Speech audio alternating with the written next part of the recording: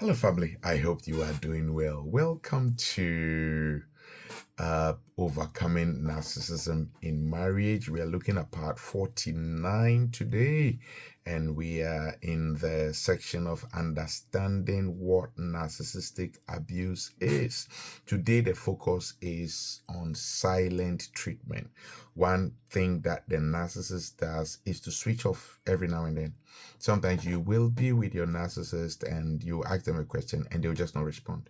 Not because you are fighting, not because they are angry. Sometimes because maybe they asked for something and you didn't do for them, or you set certain boundaries that you wouldn't want them to cross. But sometimes out of the blue, nothing. They can literally switch off and start blanking you. You talk, they will not mind you, they will not respond because they are having a meeting in their own heads, or they are responding to something completely different. Sometimes you see them pick up the phone and talk so heartily with somebody far away, and you who are living with them, you talk to them and they'll completely blank you. They will not mind you, and sometimes it keeps you on the edge. You are confused. What is happening? Did I do anything wrong? What are they thinking? Is everything okay? And sometimes you ask them, either they'll tell you they responded and yet they didn't respond, or they'll just tell you no, they are fine, but they are just cold. They are just cold, completely cold. And you don't know why. They don't want to talk to you. They don't want to do anything with you. And you haven't done anything. You ask them, did I do anything wrong? No. And yet they are in that state. Don't forget that going quiet is normal with all human beings, especially where there is conflict and you just want peace. Sometimes you just keep quiet, reflect, go through things, and then come back to rebuild. This is not what we are talking about. We are talking about silence out of the blue, silence that cannot be explained, silence that cannot be validated. Okay, the narcissist does that. Okay, so they do it, number one, for emotional punishment. Okay, so if let's say they ask for something and you didn't do it, and then they just blank you, they refuse to speak to you, they will not respond to your messages, they will not pick your call, they will not acknowledge that you are even there, your presence. They don't acknowledge your presence, and they just they don't respond to any proper communication. When they do that, it is to set you on the edge, to feel pain, because you see, we are in marriages and relationships so that we can depend on each other.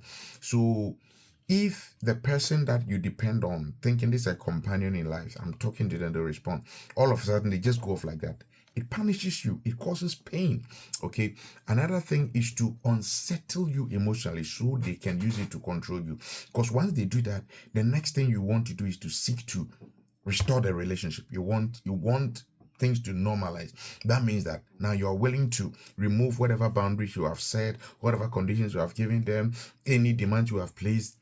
You are willing to let go in order to restore the relationship. So it is used to unsettle you emotionally, so that you will always be there to do their bidding, which leads to the third one, which is the quest for control. They usually do that so they'll be able to gain control over you. The narcissist's greatest desire is to be in charge of your life, to own you like a pet. Okay, and so silent treatment, if they know it works on you, is one thing they will always use, so that they can get you to submit. They'll get you to just not want to cross their line, not want to offend them, because you know if you cross them, they will blank you, and you will not be happy. But that's not how God designed life to be. God wants communication to be used to edify and to build each other up, not to be used as a tool of controlling or oppressing others, as we learn in Ephesians chapter 4 verse 29. Healthy relationships require quality, healthy communication. If we can do that, then we are ruining the marriage. How does it appear in the marriage? Number one, cold treatment. Okay, cold treatment for not doing what they want. They just blank you. Sometimes it's not like you've not even done what they want. They just want to reassert authority. Sometimes things have gone normal for some time. They want to re-show that they are in charge. They want you to get back on the edge, so they just go off to reset issues, to reset. You are becoming too comfortable in this marriage. Boom, they just put that thing on so that you can always be on the edge. The narcissists want you to always be on the edge in your work with them, so that you always do their bidding.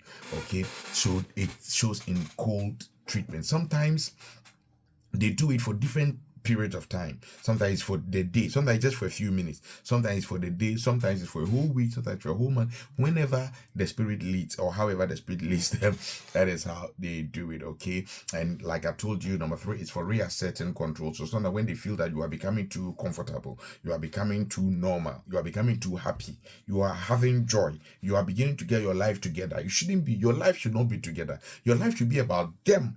Okay, so when they realize that you are becoming too happy, they invoke the article silent treatment so that you can get back to let your life be about them. Your world should revolve around the narcissist. That's how they want things to be. And eventually, when this thing carries on over a period, it changes the dynamics of their marriage. With time, now you begin to know that, listen, if I don't do this person's bidding, or if I don't make them happy, or if I make myself happy, this thing will be triggered. So naturally, you yourself will. You see, the narcissist works in such a way that over a period of time, after some years of living with a narcissist, you realize that your own life, your sense of purpose, your sense of dignity will be erased completely. The narcissist does not want you to exist as an individual. They want you to exist in their shadow. They want you to exist to prop them up. So you be like their dog. You yourself are not the citizen. They are the citizen. You are there to guard them and to make them happy. So you have to learn how to stand your ground and not allow them to erase you with silent treatment. Okay, why is it harmful? Number 1, because it causes emotional injury. It's painful that the person you want to depend on, out of the blue, you know there's no problem, they just blank you, they just cut you off. It invalidates your sense of being as a person.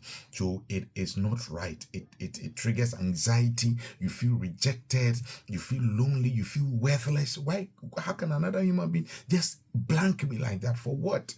Okay, so it's not good for your mental and emotional health. Number 2, it generates self-doubt. It makes you begin to doubt yourself.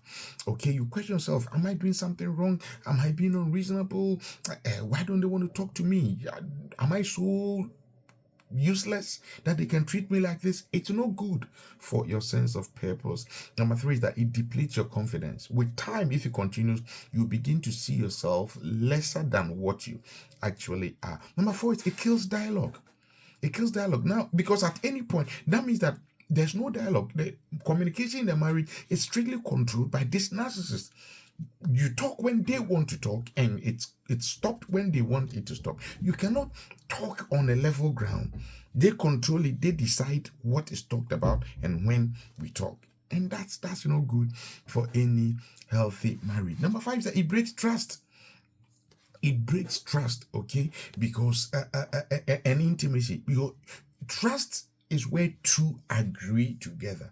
But this time, when the narcissist is in charge of communication, it means trust is only determined by one person. Communication is determined by one person. Agreement is determined by one person. You don't know when and how it's going to be. So there's no such thing as mutual agreement, which is trust. Okay, so that is not good. How do you overcome this kind of silent treatment? Number 1, you have to understand that it's not about you. Your spouse has a problem. That's why they are behaving like this. So don't take it personal. Don't carry it on your head as if you've done something or your value is so low. That's why they are treating you like they have a problem.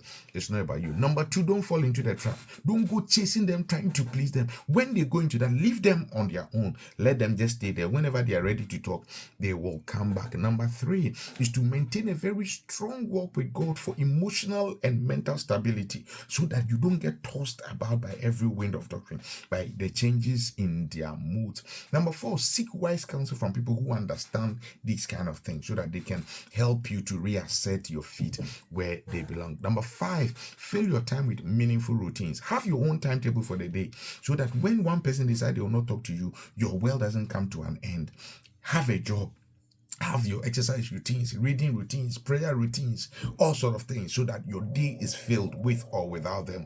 Number 6 is to make new friends. Okay, make new friends. Have a few good quality people, preferably of the same sex. Okay, so that you are not tempted to go too close into something that you will regret later. Make new friends that you can chat with, talk to, so that if this one refuses to talk to you, still have people to talk to. This time you can even talk to AI. There are so many places that you can get quality people to talk to. Okay, so make new friends. Number 7 is that you are not obliged to fall for the pressure when they are trying to force you to do something. That's why they are not talking to you, ignore them. Hold on to the boundaries that you have set. Hold on to the standards. Hold on to the quality of life that you have determined for yourself. And number 8 is to know that you are worthy. You are precious in God's eyes. Don't let one person's decision not to ignore you, not to talk to you, not to respond to your questions and things like that make you feel that you are worthless. You are fearfully and wonderfully made. God loves you. Remember that and never let anybody let you forget it. God bless you. I'll come your way again. Bye-bye.